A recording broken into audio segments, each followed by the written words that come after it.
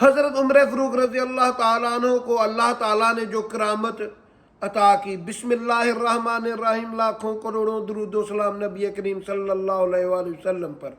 حضرت عمر فاروق رضی اللہ تعالیٰ عنہ نے ایک دستہ حضرت ساریہ رضی اللہ تعالیٰ عنہ کی قیادت میں جنگ کے لیے بھیج دیا۔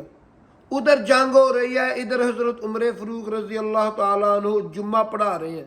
جمعہ پڑھاتے ہوئے اللہ تعالیٰ نے حجاب اٹھا دیے، تو آپ نے دیکھا کہ مسلمانوں کو شکست ہو رہی ہے۔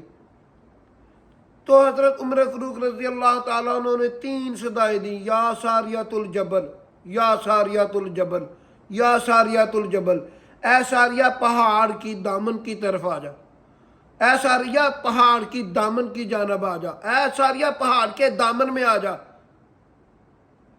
پھر آپ جمعہ پڑھانا شروع کر دیا۔ جمعہ پڑھانے کے بعد صحابہ نے پوچھا، آپ تو جمعہ پڑھا رہے ہیں، آپ نے یہ کیا کہا یا ساریۃ الجبل؟ تو حضرت عمر فاروق رضی اللہ تعالیٰ عنہ نے ارشاد فرمایا کہ حضرت ساریہ رضی اللہ تعالیٰ عنہ کو شکست ہو رہی تھی، جو دستہ ہم نے جنگ کے لیے بھیجا ہے، تو میں نے ان سے کہا تھا کہ آپ پہاڑ کے دامن میں آ جائیں۔ تو صحابہ نے کہا وہ تو بہت دور ہے۔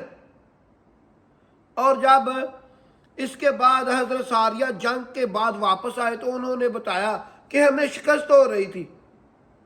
اچانک پیچھے سے آواز آئی جیسے کسی نے کہا ہو، یا ساریۃ الجبل، یا ساریۃ الجبل، یا ساریۃ الجبل۔ انہوں نے کہا اس کے بعد ہم پہاڑ کے دامن میں آ گئے، جس سے ہمیں اللہ پاک نے فتح عطا کی۔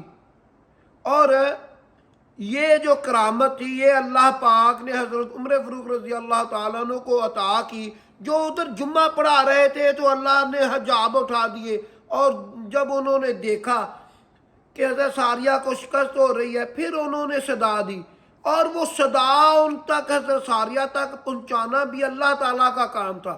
اللہ کے علاوہ کوئی غیب کا علم نہیں رکھتا، اور اللہ جسے چاہتا ہے غیب کی بات بتا دیتا ہے۔